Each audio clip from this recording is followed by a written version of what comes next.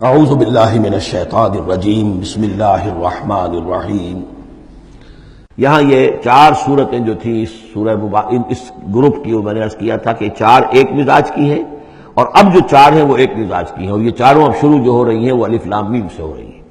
ان میں سب سے پہلی سورۃ العنکبوت، بسم اللہ الرحمن الرحیم، الف لام میم، احسب الناس ان یترکوا ان یقولوا آمنا وهم لا یفتنون، صدق اللہ العظیم۔ یہ صورت مبارکہ اچھی طرح نوٹ کر لیجئے کہ تقریباً تعین کے ساتھ ہم کہہ سکتے ہیں کہ یہ سن 5 نبوی میں نازل ہوئی ہے، اور صورت اس وقت یہ ہو چکی تھی مکے کے اندر کہ مسلمانوں کو ہر طرح سے ستایا جا رہا تھا۔ 3 سال تک تو یہ ہوا ہے، حضور نے جب اپنی دعوت کا آغاز کیا تو پہلے 3 سال تو یہ ہے کہ کوئی زیادہ الارم محسوس نہیں کیا، خطرہ محسوس نہیں کیا مکے والوں نے، بلکہ انہوں نے کوشش یہ کی کہ چٹکیوں میں اڑا دیں۔ استہزاء ہے، تمسخر ہے، شاعر ہے، سائر ہے، یہ ہے وہ ہے، جو بھی کہہ کر کہ جیسے کہ ول جو ہوتی ہے کسی کی، اگر یہ ان کی جو ول ہے اس کو کل کر دیا جائے تو اگر یہ بددل ہو کر بیٹھ جائے محمد تو یہ سارا معاملہ خود ہی ختم ہو جائے گا۔ جو داعی ہے، جو لیڈر ہے، اگر اس کی جو قوت ارادی ہے اسے کسی طرح ختم کر دیا جائے تو استہزاء سے، تمسخر سے، یہ پرسیکیوشن جو تھی وربل تھی، زبانی۔ لیکن جب انہوں نے دیکھا کہ یہ دعوت تو بڑھ رہی ہے، اور سب سے بڑھ کر یہ ہے کہ ہمارے غلاموں کے طبقے میں سے لوگ ان کے پاس آ گئے ہیں اور ایمان لے آئے ہیں، اور ہمارے نوجوان ان کے گرویدہ ہو گئے ہیں، ہمارے نوجوان ان کے پر ایمان لے آئے ہیں، اور اونچے گھرانوں کے نوجوان، مصعب بن عمیر آ گیا ہے، اور عثمان ابن عفان آ گیا ہے رضی اللہ تعالیٰ عنہما، اور فلاں آ گئے ہیں، سعد بن ابی وقاص آ گیا، وہ بھی نوجوان تھے، یہ جو اس طرح کے اونچے گھرانوں کے لوگ آ گئے ہیں۔ تب انہوں نے پھر فیصلہ کیا کہ اب ان کو سزا دی جائے، انہیں مارا جائے، انہیں گھروں میں بند رکھا جائے، اور خاص طور پر جو غلام تھے بیچارے، جن کے کوئی وہاں حقوق تھے ہی نہیں۔ غلام تو اپنے آقا کی ملکیت ہوتا تھا، وہ اگر آقا اپنے غلام کو قتل بھی کر دے تو اس پر کوئی جرم نہیں، اس لیے کہ ایسے ہی ہے جیسے کہ آپ کی بکری تھی، جب تک آپ نے چاہا گھر میں اپنے باندھے رکھا، اس کا دودھ پیا، جب آپ نے چاہا اس کو ذبح کیا، گوشت کھا لیا، تو اس میں آپ کو کون پوچھے گا کہ یہ بکری کیوں ذبح کی تم نے؟ بھائی بکری میری ملکیت تھی۔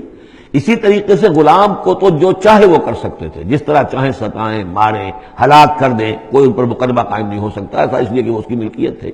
تو سب سے زیادہ شدید معاملہ جو ہوا ہے وہ غلاموں کے ساتھ ہوا، حضرت بلال رضی اللہ تعالیٰ عنہ، حضرت ابو فقیر رضی اللہ تعالیٰ عنہ۔ پھر یہ کہ کچھ اور لوگ وہاں پر ایسے تھے جو حلیف کی حیثیت سے رہتے تھے، وہ قرشی نہیں تھے، غلام بھی نہیں تھے لیکن قرشی بھی نہیں تھے، لیکن یہ کہ مکے میں ان کا قیام تھا کسی قرشی کے امان، اس سے امان لے کر، اس کے حلیف کی حیثیت سے۔ جیسے یہ آئے تھے جو یاسر رضی اللہ تعالیٰ عنہ، یہ یمن سے آئے تھے، بلکہ ان کے بارے میں یہ معلوم ہوتا ہے کہ انہیں خواب آیا تھا کہ آخری نبی کے ظہور کا وقت ہے، کیونکہ یمن میں عیسائی تھے اور وہاں چرچا موجود تھا ان چیزوں کا۔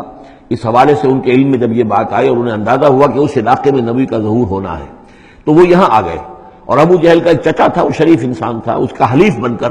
اور اس کی زیر کفالت انہوں نے مکے میں رہنا شروع کر دیا، اور اسی کی یہ لونڈی تھی حضرت سمیہ رضی اللہ تعالی عنہ۔ تو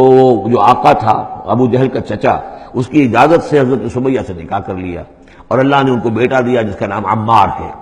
تو عمار اور ان کے والد یاسر اور والدہ عمار کی اور یاسر کی اہلیہ یہ سمیہ، یہ 3 کا خاندان تھا۔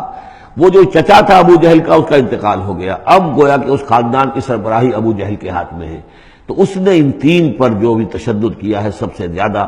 2 کو تو اس ٹارچر کے ذریعے سے، اور ٹارچر کے پھر آخری نتیجے میں ان کو دونوں کو شہید کر دیا، حضرت یاسر کو بھی اور حضرت سمیہ کو بھی رضی اللہ تعالیٰ عنہما۔ اور عمار نے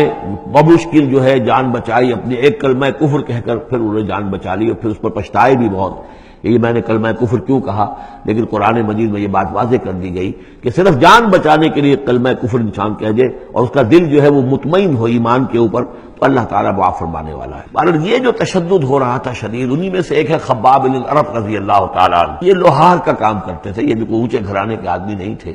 ان کے ساتھ بھی پھر جو کچھ کیا گیا ہے، ان کے ساتھ وہ واقعہ پیش آیا کہ دہتے ہوئے انگارے جو ہیں وہ لٹائے، زمین کے اوپر بچھائے گئے، انہیں بلایا گیا، اتارو اپنا کرتا اتار دیا، اب لیٹ جاؤ ان کے اوپر، ننگی پیٹھ کے بل وہ دہتے ہوئے انگاروں پر لٹا دیے گئے۔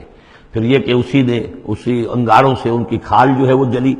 اور پیٹھ کی چربی پگھلی، اس سے وہ انگارے جو ہیں وہ ٹھنڈے ہوئے۔ تو یہ صورتحال تھا۔ تو وہ حضرت عمار جو ہے خباب بن الارت رضی اللہ عنہ، وہ راوی ہیں کہ جب ہم پر یہ شدت اتنی ایسی ہو گئی کہ ناقابل برداشت ہو گئی تو ہم پھر حضور کی خدمت میں حاضر ہوئے، اور حضور اس وقت جو ہے خانہ کعبہ کے ایک دیوار کے سائے میں، ذرا ایک طرف کو سایہ تھا، تو آپ نے اپنی ایک چادر جو ہے اس کا تکیہ بنایا ہوا تھا اور آپ اس طرح فرما رہے تھے۔ تو ہم گئے، ہم نے کہا کہ اے اللہ کے رسول، کیا آپ ہمارے لیے دعا نہیں کرتے؟ ہمارے لیے اللہ کو نہیں پکارتے؟ ہمارے لیے اب یہ چیزیں ناقابل برداشت ہو رہی ہیں، کب تک ہم جھیلیں گے، کب تک برداشت کریں گے؟ لیکن یہ کہ وہ کہتے ہیں کہ حضور کو یہ ناگوار گزرا، آپ اٹھ کر بیٹھ گئے اور آپ نے فرمایا خدا کی قسم تم جلدی مچا رہے ہو، ابھی تو تم پر وہ چیزیں آئی ہی نہیں ہیں جو تم سے پہلوں پر آئی تھیں۔ ان کے ساتھ تو یہ بھی ہوتا تھا کہ ایک شخص کو لا کر آدھا زمین میں گاڑ دیتے تھے اور باقی جسم جو آدھا اس کا ہوتا تھا زمین سے باہر، تو سر کے اوپر آرا رکھ کر چیرنا شروع کر دیتے تھے اور پورے جسم کو 2 حصوں میں بانٹ دیتے تھے، یہ بھی ہوتا تھا۔ زندہ آگ میں جلا دیتے تھے، یہ بھی ہوتا تھا۔ تو تم جلدی کر رہے ہو، خدا کی قسم وہ دن تو آئے گا کہ ایک سوار صنع سے حضر موت تک جائے گا اور اس سے سوائے اللہ کی کسی کا خوف نہیں ہوگا، لیکن بہرحال تمہیں صبر کرنا ہوگا۔ وہ انداز ہے اس رکوع کا۔ یہ جو پہلا رکوع ہے سورہ عنکبوت کا، یہ گویا کہ ایک تحریک اور ایک دعوت، اور انقلابی تحریک ہو، انقلابی دعوت ہو۔ اس میں جو آزمائشیں آتی ہیں، تکلیفیں آتی ہیں، مصائب آتے ہیں، ظاہر بات ہے لوگوں کو قربانیاں دینی پڑیں گی تبھی کوئی کام ہوگا، بغیر اس سے تو نہیں ہوتا۔ اور جب تصادم کا مرحلہ شروع ہو جائے، جب یہ ہے کہ ایک جو معاشرہ جو ہے جس کے اندر کہ وہ کام کر رہے ہیں وہ محسوس کریں کہ یہ ہمارے لیے خطرہ بن گئے ہیں، وہ پرسیکیوٹ کریں اور انہیں ستائیں، تو پھر اس وقت جو مسائل ہوں گے ذہنوں کے اندر، ان کا حل ہے اس میں۔ اور یہ اس اعتبار سے ضربۃ السلام ہے پورے قرآن مجید میں، اس موضوع کے اعتبار سے یہ چوٹی ہے۔ جیسے کہ میں نے آپ کو حدیث سنائی، لکل شیء ضربۃ یا کل شیء سنام، ہر شے کی ایک چوٹی ہوتی ہے۔ وسنام القرآن سورۃ البقرہ، قرآن کی بحیثیت مجموعی چوٹی وہ تو سورہ بقرہ ہے، لیکن یہ کہ قرآن حکیم میں مختلف جو مضامین کے اعتبار سے میں نوٹ کراتا آیا ہوں کہ اس موضوع پر یہ آیت یہ گویا کہ ضربۂ سلام ہے، یہ رکوع جو ہے یہ اس موضوع پر ضربۂ سلام ہے قرآن مجید کا، اس کا کلائمیکس ہے، اس کی چوٹی ہے۔ صدق اللہ العظیم۔